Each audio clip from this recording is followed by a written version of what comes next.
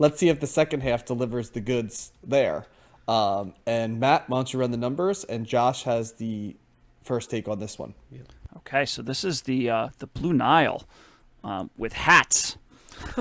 Coming in at number 185 on Best Ever Albums in the 1980s, number 14 in 1989, number 1,175 of all time. It is the Blue Nile's highest rated album on Best Ever Albums. Did not make Rolling Stone's list, and the Blue Nile's ranked number 748 of overall artist rankings. Yeah, the Pitchfork crowd really loves this album, so I was interested to listen to Is that this where it 'cause came it's from? come Yeah, up Pitchfork, yeah. Well, it's also it also other places too. It just comes up in a lot of like best of the 80s lists. So, and I had no idea about it, but I don't want to steal Josh's thunder, so I'll step back. Well, Pitchfork is wrong. I did not like this album. I thought it was okay. It falls into that genre of chill, slightly jazz, like sophistopop genre of music, and all of the songs, there's like, I don't know, 6 or 7 songs, and they're all like 6 or 7 minutes a piece. It's a real kind of electronic soundscape. I think there's a lot of space in the album, and it lets you kind of feel the music. This is definitely a night album for sure. The first note I wrote is this Sting's new group? Because I got a lot of like Police vibes to Yes, it definitely to sounds this. like solo Sting. I Yeah. wrote that too. Yep. It's got a warm sound to it. I think it's inviting in a lot of ways, and I can see the appeal for people, but there's too much space and downtime for me in these songs, and they kind of drag on past where I'm ready to stop, and they just keep going.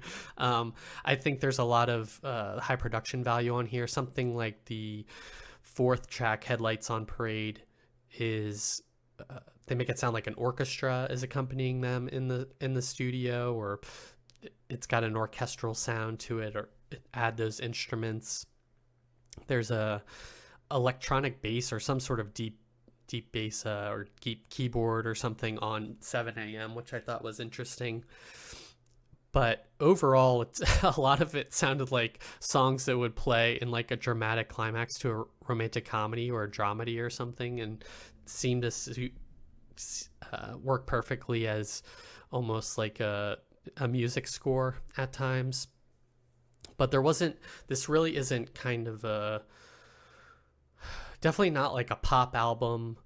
There's not a lot of hooks. It's very much like an album that you would kind of chill out to. And I guess it's a little uplifting as well. I think it's got a positive mood overall. It's not trying to like be downbeat. I guess it could be like dream pop in some sort of way, but it wasn't really that for me. It definitely wasn't like Cocteau Twins, or it didn't really sound ethereal. It just sounded more like a night album, like at a jazz bar or something. And so not really my cup of tea. I would give it kind of like a thumbs in the middle. I kind of found myself honestly like skipping the last 30 seconds of the song, because I was like, okay, I get it. But I think they are definitely like a vibe album, and I think the whole album is a real like nighttime vibe. So if you're into that sort of thing, if you need something to like relax to, I think that would be a good album for this. Maybe like a background dinner album as well, if I had to put things to do with this album. And so so it's not for me. I kind of got that feeling almost like after the first song, but I think some people will really respond to it, and so thumbs in the middle for me. Yeah, I again didn't know anything about these guys, never heard of them or him. I think it's one main guy, perhaps one of those things. So yeah, I'm a little higher on this than you, Josh, and I like stuff like this. I like kind of mellow, chill out, definite nighttime music, soundscape, pleasant sounding vibes, which this definitely has. I actually thought his voice sounded like, of all people, David Byrne. not like the quirky David Byrne, but kind of when David Byrne actually tries to just sing normally, he's got a little bit of the I found the similarity there.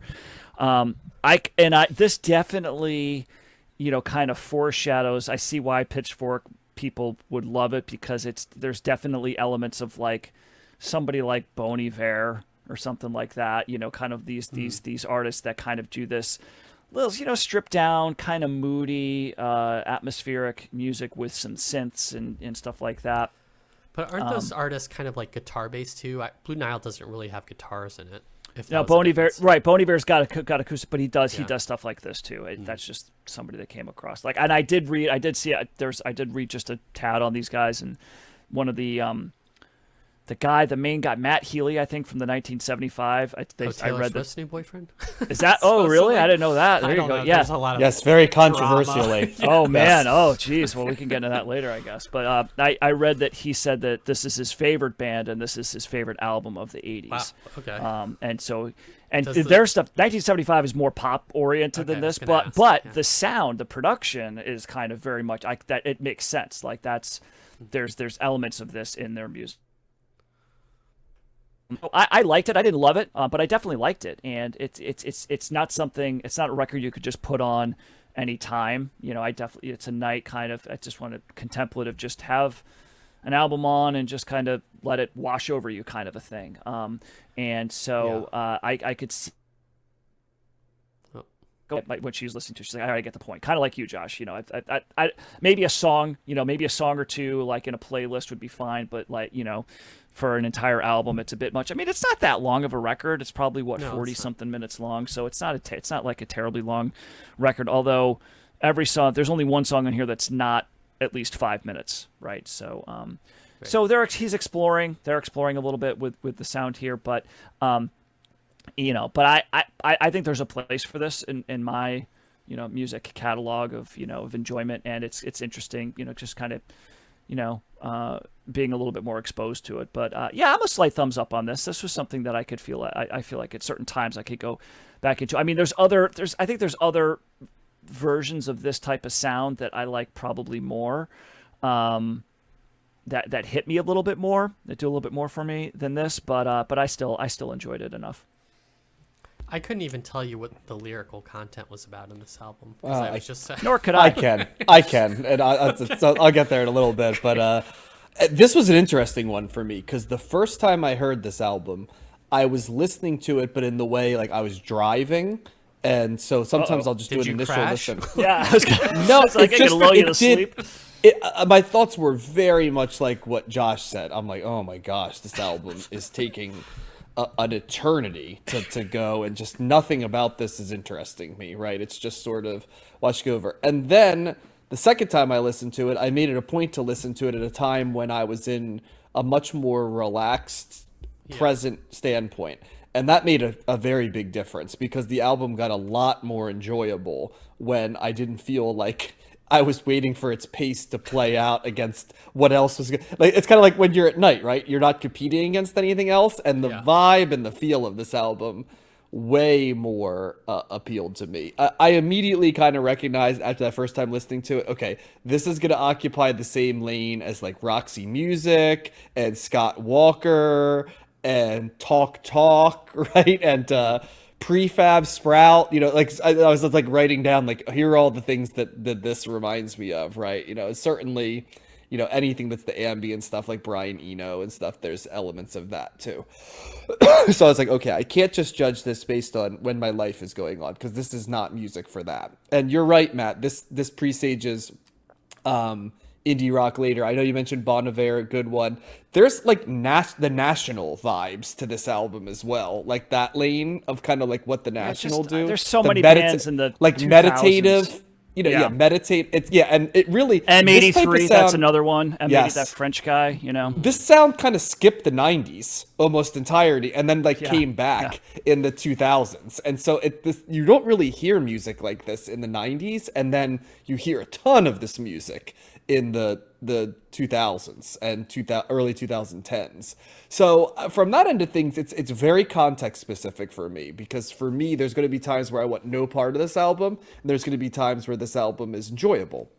and that was my own. I listened to it a third time in a moderate context, between both of those, and it was fine there, but it probably depended on the track. Like, for example, I like the track. Probably my favorite track on this was From a Late Night Train. Was probably my favorite on here. The Downtown Lights would probably be my second favorite song. Lyrically, I know there probably are going to be those people that feel this is a romantic album. To me, it's a little bit like, I long for you, I need you, this is where we meet at the foggy overpass, and like that type of stuff, the generic sketch of, it's more mood than it is words, right? And so it's like the combination of sincere longing mixed with sincere sounds, which that lyrically Earnest. does. Yeah, I wouldn't even say earnest, like sort of like you're saying. Some people, if they speak through the heart, think it's profound, but when you look at it as like words themselves, it's like you're not really freaking saying anything. You know what I mean? It's just kind of like, it's all vibes, no substance kind of. It's like, a lot of like the first song, for example, has like,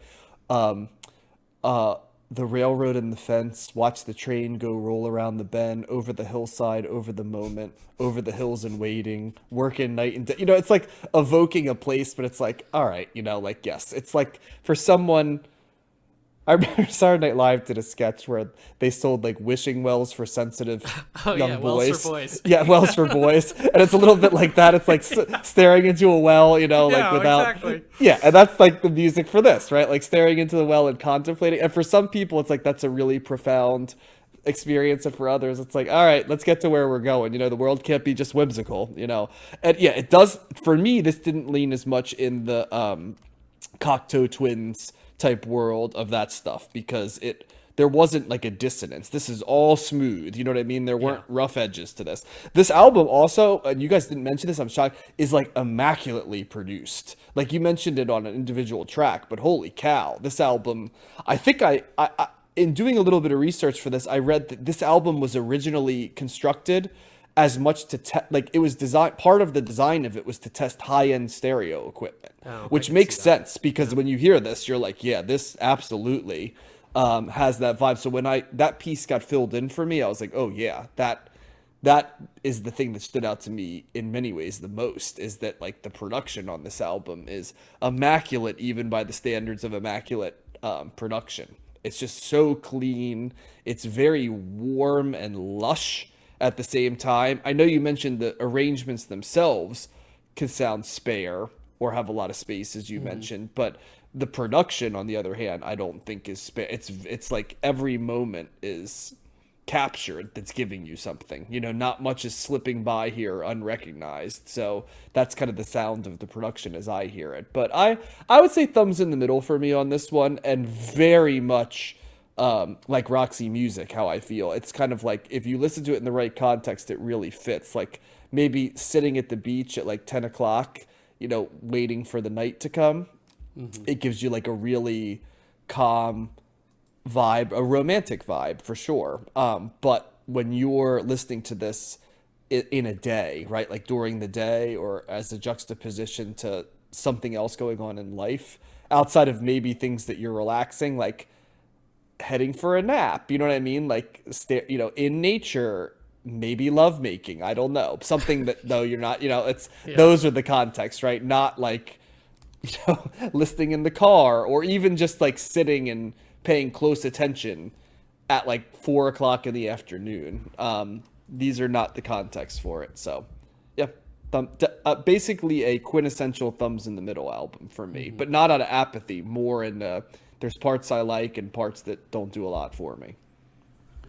Yeah, the Roxy Music Avalon is a good. I like that too. I probably like that better. I liked than Avalon this. a lot better. Yeah, than I this like that album. better, but it's a similar. They occupy a similar lane, and I think if I was some of it's because Brian Ferry's voice is way more appealing to me than the lead singer's voice on this. Yeah, it's that's the thing. Like again, like I think. Yeah, it's thumbs up for me, but with the asterisk of in certain contexts, right? Like it's like you guys said. So, but yeah, I think that there's other ways to do this type of music that's more interesting, perhaps. But I still liked it, and I agree the production's great, and yeah, it's nice. It's a soundscape to me more than the music, sophistopop really. that genre is definitely where this resides in. Yeah.